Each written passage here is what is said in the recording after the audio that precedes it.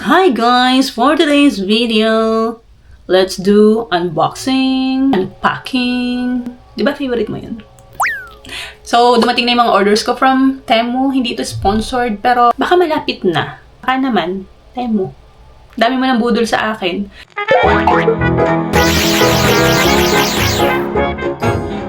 In-order ko itong mga kagamitan na ito 2 weeks ago yata. And then, isa-isa na siyang dumating. And finally, today, ay dumating na yung pinakang last. Tinawagan ako nung nagdi-deliver. Okay, may part-time ako kanina ng tanghali. Tapos walang tao dito sa bahay. Parang pangalawang beses na to, sabi ko iwanan niya sa pinto. Buti na lang nakapasok siya. Buti na lang bukas yung pintuan sa baba. Kundi, ibabalik niya yun. Baka pagbalik niya, wala na naman ako. Kasi lagi walang tao dito sa bahay. So sabi ko, pwede bang pakiwanan mo dyan sa may pinto? Iniwan na naman niya. Kinuha lang niya yung yung passport number. Eto yan diba? Nakahamba lang siya sa pintuan. So, yeah. Let's start. I-open na natin. Actually, na-open na itong isang box. Kasi nag-film ako para sa Instagram. Ito ay shoe boxes. So, kumuha ako ng isa pang ganito. And sana naman hindi ako nagkamali ng desisyon na kumuha pa ako nito. Hindi ba magiging sobrang sikip na ng kwarto ko kasi wala akong masyadong space dito. Pero I think, baka makatulong siya. Kasi nga, yung iba kong sapatos nakalagay doon. Nakakalatan ako. Meron doon, dalawa lang naman. Ay, tatlo. Dalawang sapatos, isang tsinelas. So, alam niyo yun, nakaharang-harang siya dyan sa daan. May ilalagay pa din ako dyan later. So, kumuha na lang akong isa nito, tsaka yung mga sandals kasi, meron pa doon sa aking basement, diba? Napakita ko na sa inyo yung basement nung nakaraan. Sana walang defect kasi ayokong mahahassle ako ng pagsasauli ng mga item, ha? Dami ko na naman basura mamaya na itatapon. Sana kapareho siya na itong nauna ko. Buksan ko lang. Ito ay 6. Tayo nga lang pala to ng ganun. Gusto ko na makita kung same design. Ay, oo, same naman. Mamaya ko na to itatayo. Kasi meron akong gagawin pang another vlog para sa lahat ng mga to. Oh! Ano ba? This one ay bedsheet ito. Kasi ito yung tinawag sa akin nung nakaraan ni Kuya. Tapos nag-notify siya sa application. Sana accurate yung kulay dun sa diba? Dun sa photos nila. Bakit parang ang liit? Parang ang liit nga, Wait lang. Ay, walang punda. Ay, ganito lang. Okay, may punda. Isa lang? Napakadaya. Bakit isa lang yung punda naman? Isa lang naman yung unan ko dito, pero sana naman lang dalawa, diba? May ganito pa siya, May tatak pa siyang ganyan, Bakit? Okay, baliktaran siya. Pwede yung brown. Tapos, pag yung medyo madumi na, may mga kayat na, may mga laway. Yung yellow naman, babaliktarin ko lang siyang ganyan. Walang laba-laba. Side A, side B pala. Maganda yung niya. Parang same lang to nung in-order kong una. Same ng quality. Maganda naman yung quality niya. Uy, pag hindi naman gumanda, 10 euro yata bili ko dito o 12 euro. Kasya naman, but yeah, lalabang ko to. Lalabang ko to sa Sa Tuesday pang schedule ko Ano ngayon? Friday pala. Okay? Good, good. I like it. Good, Temu. Thumbs up. Ito na, marami na to. Hindi bigat. Lagyan natin siya dito sa baba. At isa-isa natin siyang itataas. Yung cortina ng aking basement ay nalagyan. Marami pala akong lalaghan, guys, pagkatapos ng mga pagbibideo ito. Parang masyado siya matingkad. Well, okay naman. Good. Okay. Parang light siya nung sa photo. Ngayon parang orange na siya. Parang may yellow-yellow ito dun sa photo. Parang di bagay dito sa brown. Kasi nung binili ko to, yellow yung bulaklak. Parang bagay sa ganito, tsaka sa brown. Bakit orange siya? Flashlight. Ay, ang liit. Ay! Ano yun? Kasira agad siya niya. Ay, hindi. Ano pa siya? Protector lang naman. Sa kahon siguro. Ay, oh. Nasaan ka nung araw ng linggo? Thumbs up ulit. Ilaw.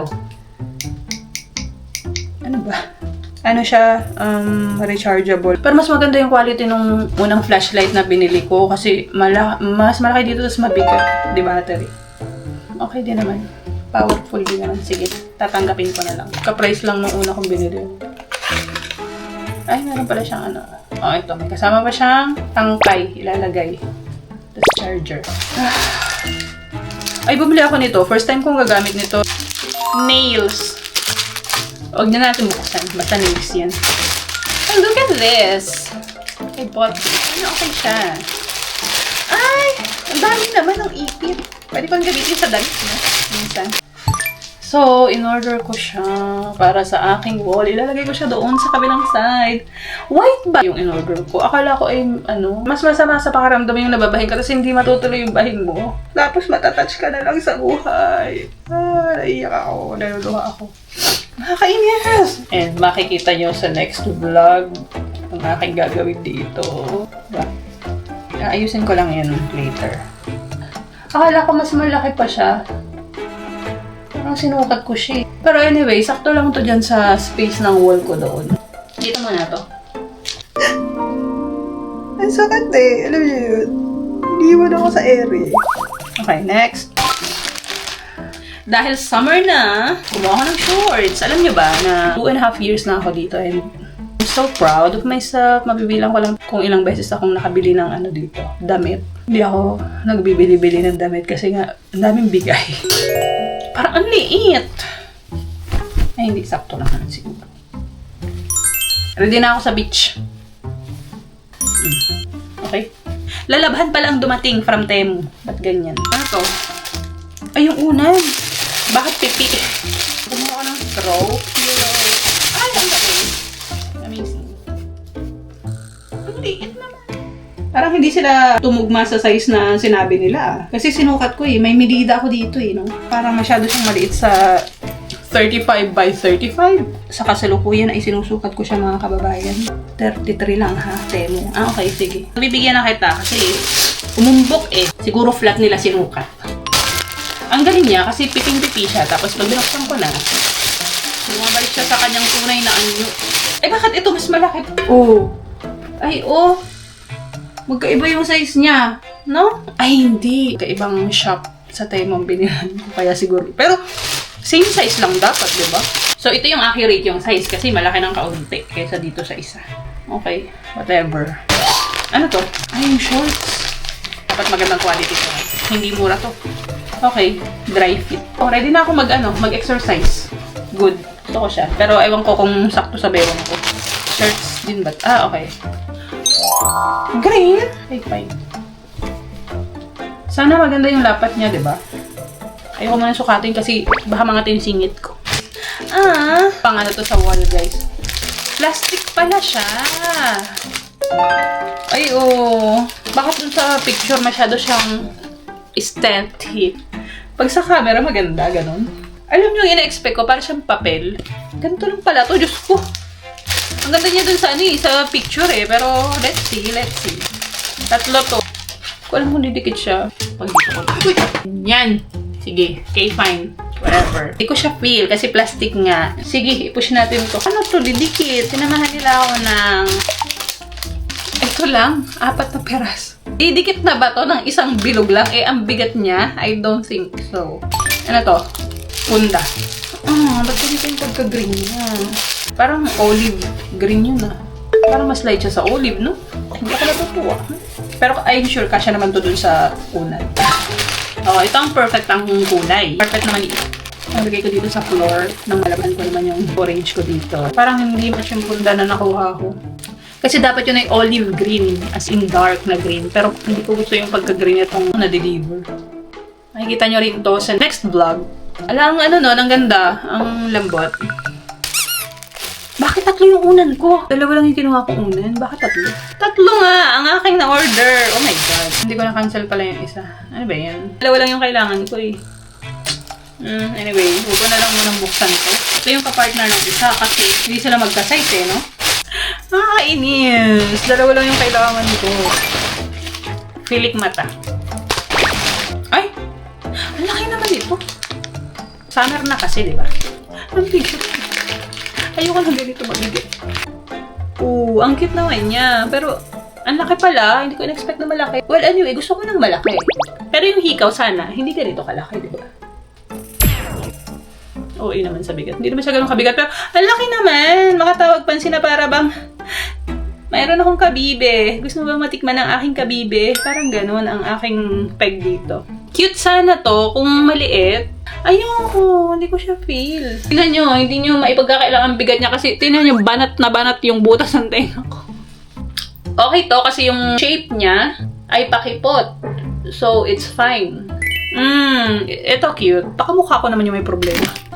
Tapos ito, okay lang din to. Kasi starfish naman to, so it's fine. Pero yung kabibi na yan, bakit napakabigat niyang kabibi na yan? Anong nilagay niyo sa loob ng kabibi? Meron bang laman na totoo yan? Baka naman for ulam talaga yan. Oh, ito cute to. Ay cute to.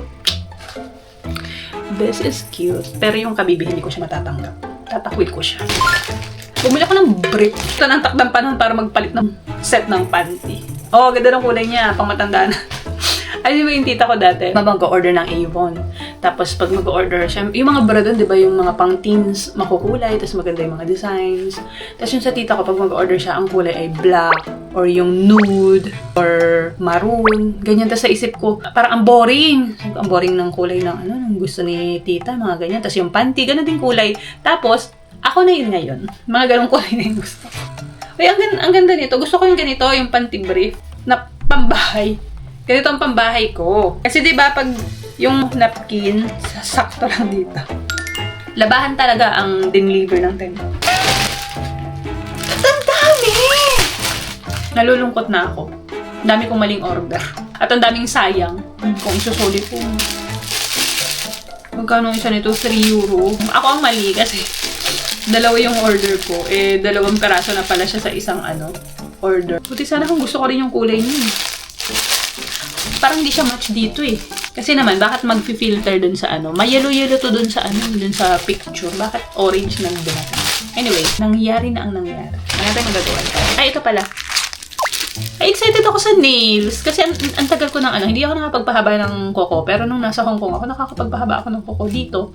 Bakit hindi ko magawa, ha? Wala na ako sa bahay. May sarili na akong space. Bakit? Hindi ako nakapagpahaba ng kuko. Sa Hong Kong kasi hindi ako naglilinis doon. Nagsasayaw-sayaw lang kami ni Yaye doon. Dito, hindi pwede kasi araw-araw na nagbi-bleach. Magpupunta ako ng nail salon, tapos mabi-bleach-bleach lang sa Monday to Friday. Ay nako, no.